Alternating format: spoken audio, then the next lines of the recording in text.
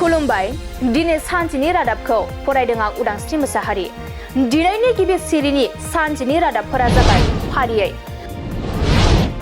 थांनाय मैयानि सानाव आसामनि दै फुंखा बिफाननि मन्थ्रि पीयूष हाजरिकाया जनाय खेरखेर ओनसोलाव गोदानै लुजानाय माथावरिखौ थांनानै नायगिदिंहैदों। बड'लेण्ड रादाब खौरां बिजोंनि इउटुब चेनेला हेक जादों होनना बड'लेण्ड रादाबनि एडिटर इन चिफ मैखोम बसुमतारिया फोरमायदों। बिटिआरनि मावफुं सोद्रोमा रनजित बसुमतारि बिथाङा हरखाबै अदालगुरिनि दाब दाब बेंखन मावख'आव दावबायदों। National Ayush mission Assam in collaboration with Kokrajhar जिल्ला खुंथायनि बानजायनायाव मैया क'क्राझार सहरनि केडिएसए इनडोर स्टेडियामाव 10थि हायुं नोगोरारि योगा सान फालिदोंमोन। बे हाबाफारियाव बिटिआरनि गाहाय सामलायगिरि प्रमद बर'आबो बाहागो लादों। बर' कसारि अनसाइट गाव हायुं खुंथायनि बानजायनायाव एसबि बड' जौसिन गेजेरारि फरायसालिनि गेलेग्रा फोथाराव योगा सान फालिदों। मख'जाथावनि बे हाबाफारियावनो बर' कसारि अनसाइट गाव हायुं खुंथायनि गाहाय मावफुं सोद्रोमा मिहिनेश्वर बसुमतारिया आलारि बाथिखौ फोजोंजेननानै हाबाफारिखौ बेखेवनानै होयो। लोगोसे बे योगा सान फालिनायाव फोरोंगिरि महरै बाहागो लायो कृष्ण बसुमतारि आरो मावफुंसा मोसाहारिया। क'क्राझार जिल्लानि सिङाव थानाय सेरफांगुरि पुलिस स्टेशननि आमगुरि गामिनि थागिबि उदां बर'नि अनजालि बिसि देलाय बर'आ थांनाय 20 जुन खालि बेलासिनि 4:30 रिंगासोआव हरखाबै कारेन्टनि बोगथाबनायाव जिउ खहा जानांदों।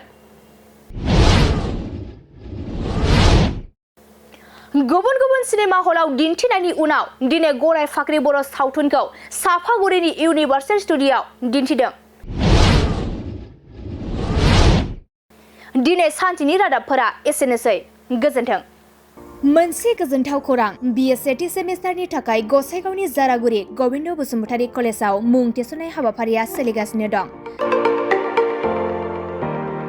गिबि 100 फरायसाफोरनि थाखाय स्पेशेल अफार आरो गुबुन गुबुन रोखोमनि बेसेन नाङै क्लासनि सुबिदा होनानै मुं थिसननाय हाबाफारिया सोलिगासिनो दं।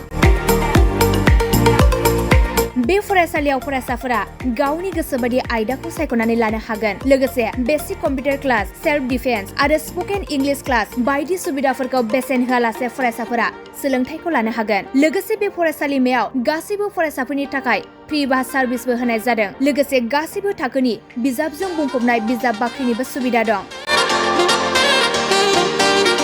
आरो बे खेबनिफ्राय एग्जाम सेन्टार हिसाबै फरायसाफोरा गावनिनो आंगो गबिन्द बसुमतारि फरायसालिमायावनो आनजाद होनो हागोन। बिनिखायनो गासैबो जौसिन फरायसालिनिफ्राय उथ्रिसारनाय फरायसाफोरखौ गबिन्द बसुमतारि फरायसालिमायाव खम बेसेनावनो एडमिसन लानानै गोबां सुबिदाफोरनि खाबु लानो हागोन। बांसिनै मिन्थिनो थाखाय 9101 784754 70022 71929 970 668088 78 नम्बराव नोंथांमोना खौरां लानो हागोन।